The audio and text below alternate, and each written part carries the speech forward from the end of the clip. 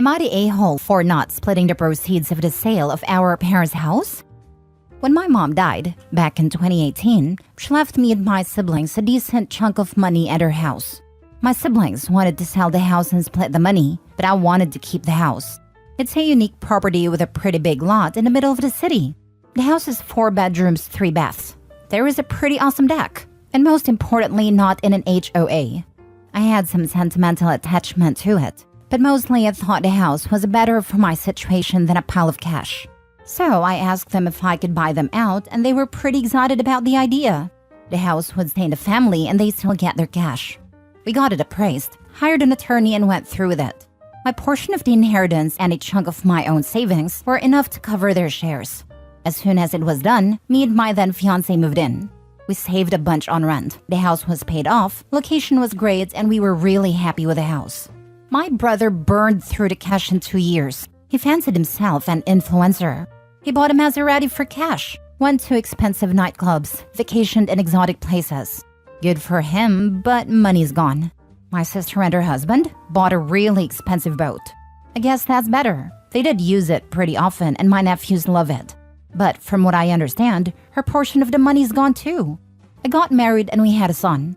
We would host my siblings on holidays and at Christmas before COVID, and I started to notice it. They were making snide comments about how much the house must be worth now.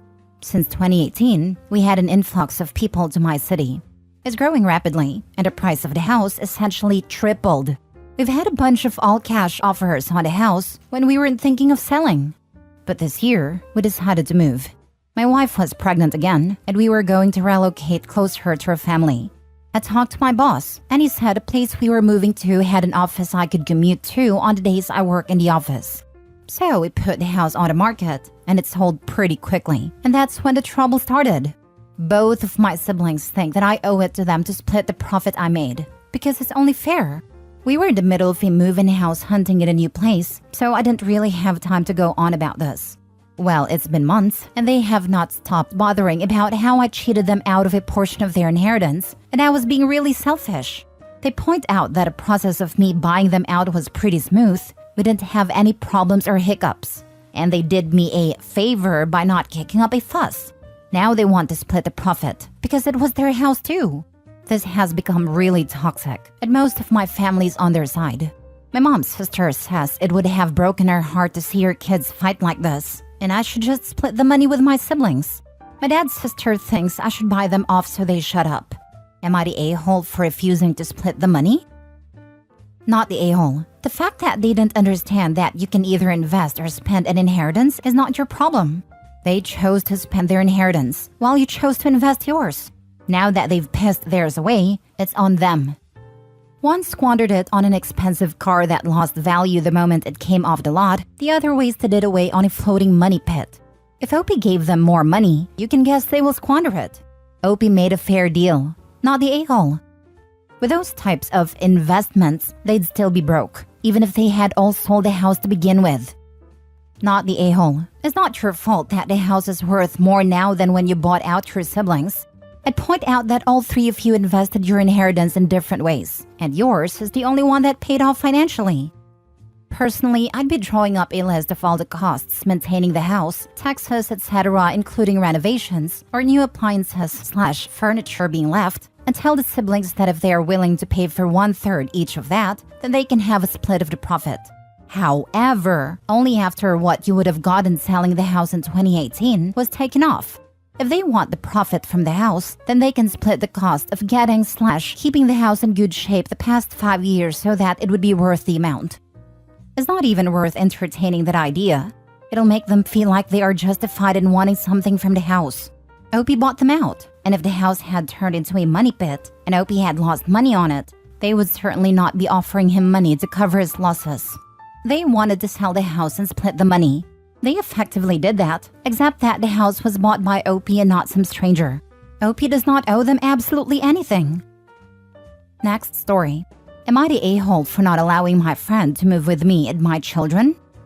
I am a 32-year-old widow to 3 young children. We live in a small but cute 3-bedroom that is too small for us, but due to cost of living and COVID, we ended up renting the home longer than originally expected. The house has a renovated garage-type space in the back, and about 6 months ago my friend Trish asked if she could stay because she had nowhere to go with her 2 kids. I told her that's fine, but that I would not be renewing my lease because I am purchasing a home. Trish has not saved any money nor gotten a job. I reminded her last week that I would start putting in offers on homes this week. We put in an offer this past Friday and found out today that I was accepted. I let Trish know that if things went well, we would be leaving in 30 to 45 days. She asked me about the house and then said that the house doesn't have a space for her and her kids, but otherwise it was perfect. I thought she was joking and said that once we get settled, we will figure out something for sleepovers with the kids. Trish seemed totally taken off guard. She said that she didn't think I was really going to move without her and that she had nowhere to go and she would be homeless. She called her sister, and her sister said no, she can't stay because their grandmother already lives there and there is no more space. Trish is now freaking out and saying that we've all turned our back on her. Her parents don't have their own place, nor do their grandparents. I recommended income-based housing and a job, but she said she doesn't want to put her kids in daycare. She says that I have more than enough money to help her and still buy a house. I work 2 jobs and have busted my butt to buy this house, and have enough money for furniture and everything to be the way I want. So I basically told her I can't help her, and the lights will be out on September 15th. Am I the a-hole for leaving her with nowhere to go? Not the a-hole. You gave her 6 months. She is not working and she is not planning to work. Her plan is to exploit you. That's the part that's outrageous to me. You work 2 jobs, and she apparently feels that it's fine for you to support her joblessness? She wants you to enable her to be a stay-at-home mom. She's basically using OP as a substitute partner. This is gonna continue until OP kicks her out, or she finds another person to bankroll her. Trish is not your friend. She is angling to be your dependent, trailing her 2 kids with her. I wouldn't let her have your new address if you haven't already given it. I'd be very careful about allowing her entry to your new home at all for that matter. Not the a-hole, and no sleepovers for the kids. She'll try to leave them with you or stay herself. Watch out for all males. Make sure there's nothing with her name coming to your new address. She might try to claim residency. She doesn't have the address for the new house. I also wasn't planning sleepovers, but didn't want to hurt her feelings. The new house is gated and you have to show ID to get in. My sister told me to tell security about her. Your sister is a wise woman. Don't stress about this though. Moving house is stressful enough. It's a shame that you've stumbled onto a take-a-mile person posing as a friend, but most people aren't like her. She'll find a new person to try and bleed dry soon, and you'll be her new sob story. Because it's definitely not her fault she has no home, and no one left who will support her. Congratulations on achieving this awesome-sounding new home for you and your children. Enjoy the fruits of your labors. Next story. Am I the a-hole for retiring and moving to South America like every single person in my family knew I planned to do since I was 16? I'm male 55, just pulled the pin on my retirement. I put in 33 years of work and I'm done. I bought property in South America 12 years ago, and I have been building our retirement home down there. I have dual citizenship, so I can own property without it being a hassle. The house was designed to be perfect for us. We have a pool, a small house for the caretaker/gardener, and 34 different fruit trees. The bathroom is up to North American standards, and the showers, grab bars, and stuff already built in for when I'm old. Everything is on one level, so there are no stairs. My wife helped by making suggestions to the designs of the house and by taking care of decorating it. We have been vacationing there for 8 years now, and renting it out when we aren't there for some extra money. We have hosted friends and family there, both with us there and on their own. My wife has now decided that she doesn't want to live there for 7 months of the year. We have grandkids now, and she wants to be more involved in their lives. I love my kids and grandkids, and my parents also live up here. But I am done with winter. If I never see snow again, it will be too soon. The house has guest rooms and flights are cheap. If they want to see me in the winter, they are all welcome to come down. Plus, I will be back for 5 months in the summer to do some contract work, and I will see everyone then. My wife said she didn't want to go down this winter, and that is absolutely her right. I booked my flight for September, and she asked me about the expense on the credit card. I said I was leaving for the winter like I had told everyone I was planning to do. This is when she said that she didn't want to go this winter actually meant she didn't want us to go this winter. I said that I was going and that I would see her in the spring unless she changed her mind and came down. Now her, my parents and my kids are bugging me about leaving her alone for the winter, but it is 100% her choice. Now for the comments. Not the a-hole. You can't force her to live there, but you can't force you to live where you don't like either. If I never see snow again, it will be too soon. Same here. I hate snow. After one particularly bad winter, I vowed to be somewhere warm by the next winter. It started an entirely different life path for me. OP, if you aren't happy in the snow and cold and the short depressing days, then you don't need to be there. Not the a-hole. This is such an AITA response where everyone is an island. Married people make compromises for each other. There is a middle ground where they spend 3 of the worst winter months in South America together, and then OP heads back alone for a couple of weeks here and there throughout the year. People are allowed to change their minds about where they want to live long term. Wife isn't an ass because she became more attached to her grandkids than she anticipated. Yeesh. When wife said she didn't want to be away 7 months anymore, there has to be a big discussion, and they both have to give a little. To just shrug like he is fine with it, and then book flights without saying anything is a huge a-hole move. The members of this board must be deeply lonely or hate their spouses, since the majority thinks this is a-okay. These two might as well divorce if OP is happy to spend 7 months of the year away from his wife and doesn't care about her wishes. While I agree about it being a discussion that needed to happen, literally everything you say here also applies to the wife who is not compromising either. Also, a 7-year plan of retirement isn't something you back out of suddenly.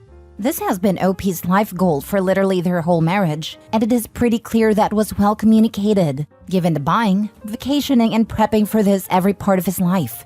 She's entitled to change her mind, but frankly, this is a pretty huge slap in the face for him. It's sort of akin to someone working toward getting into law school with their partner's support, and when they're finally accepted, a partner saying they actually didn't want to relocate now. Sure, fine, but that's relationship-breaking preference. Last story. Am I the a-hole for telling my sister-in-law she shouldn't have married my brother if she wanted for her child to have a big brother? Sister-in-law and my brother got married 3 years ago and now have a 2-month-old daughter together. My brother has a son, Jax, 18, who was raised by his maternal grandparents from the age of 5 after his mom passed away. My brother was not part of Jax's life. I was. I have made an effort to be a big part of his life. I see him as much as possible.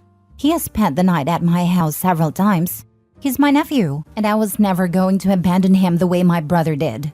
Sister-in-law asked me to give her Jax's contact info when she was pregnant, so she could tell him he was going to have a little sister. I told her that Jax did not want her or his dad to have the contact info, and he already knew she was pregnant. She asked how, and I told her I let him know, because he had always wanted to know if my brother or someone else in my brother's life might try to reach out to him. He's not interested. He's felt that way for years, and I respect that. Having a half-sibling coming into the world means nothing to him. As far as he's concerned, he will always be an only child because he only has one parent, his mom. Sister-in-law decided to track Jax down on social media before her baby's shower to invite him. He never replied and he didn't show, which I knew beforehand. Sister-in-law was upset about it and vented to me. I mostly ignored her. It was after my niece was born that the incident in question happened. Sister-in-law reached out to Jax again and was blocked and reported for harassment. She was upset and said it wasn't fair Jax was taking it out on her daughter and that she deserves to have her big brother in her life, despite my brother's mistakes in letting him be out of his life. She was getting very blamey toward Jax, and I did not want to hear it. I told her if she had wanted her child to have a big brother, then she shouldn't have married a deadbeat dad. She shouldn't have married my brother, because they have zero right to expect Jax to want anything to do with any of them. Sister-in-law countered that Jax wanted me in his life, and I told her I was there from day one and never let my brother's actions take me out of his life. I showed up when my brother didn't, and I stayed friendly with his grandparents and he saw that. I told her that she didn't get to demand anything from him when she knowingly married my brother. Sister-in-law said I was blaming her for no reason, and I should be more understanding that as a mom she wants the best for her kid. Am I the a-hole for what I said to her? As a mom, she wants the best for her kid. Then she shouldn't have married a deadbeat dad, not the a-hole OP. The entitlement is strong with his sister-in-law.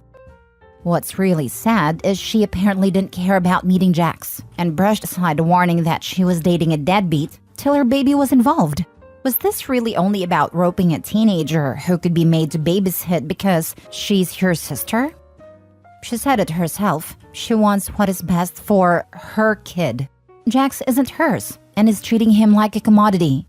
She isn't respecting him or thinking of him. You're not the a-hole for supporting your nephew, as it's especially clear this woman is as much a piece of work as her brother. Not the a-hole. Your sister-in-law clearly doesn't care about Jax for his feelings. How does she think it would make him feel to see his dad, who abandoned him, acting like a dad to their daughter? She wants her daughter to know her big brother? Too bad. Her husband burned that bridge, and she clearly doesn't actually care enough to repair it. She wants to contact Jax for her own selfish reasons, not actually for family.